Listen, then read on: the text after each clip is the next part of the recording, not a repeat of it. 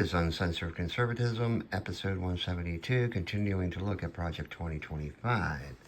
So, continuing with it, we're up to Chapter 25, which is about the Small Business Administration and was written by Karen Carrington of the Heritage Foundation. So the Small Business Administration, or SBA, was formed almost 70 years ago and is intended to address, you guessed it, small businesses.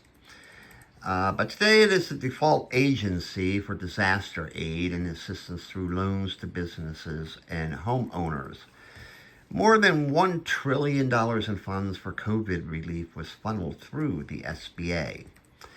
Their economic injury disaster loan program can give direct cash grants and loans to small businesses. Now, one program under the EIDL, called EIDL Advance, made $78.6 billion worth of fraudulent loans and grants to ineligible entities.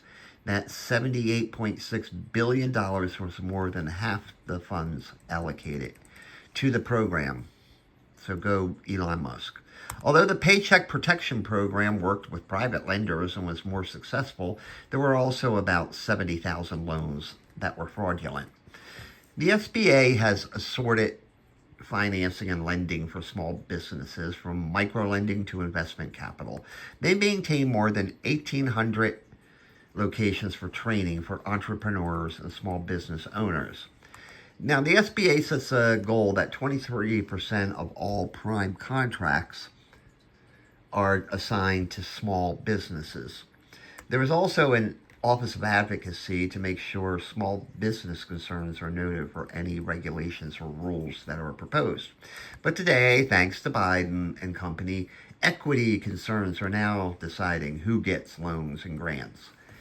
The SBA still uses religious exemptions for making grants or loans, even though the Supreme Court ruled it unconstitutional.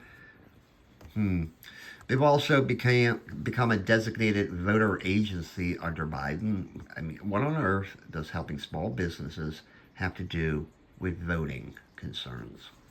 Now, many other training programs duplicate and overlap state-level programs and even those of private training programs.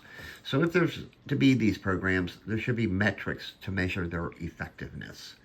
Perhaps it's time to let either the private sector administer disaster relief loans or some other federal agency. Small businesses in the manufacturing sector face shortfalls in access to capital. This is largely due to the transformation to a service sector economy away from manufacturing.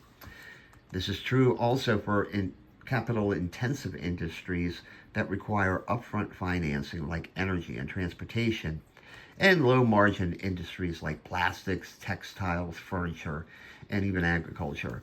These are the traditional backbone of American small business, and they're getting the short end of the money stick.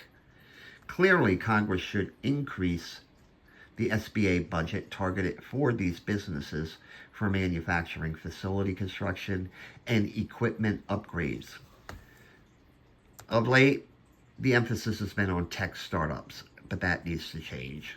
And finally, create a middle business category, which is traditionally cut off from SBA programs and private sector financing.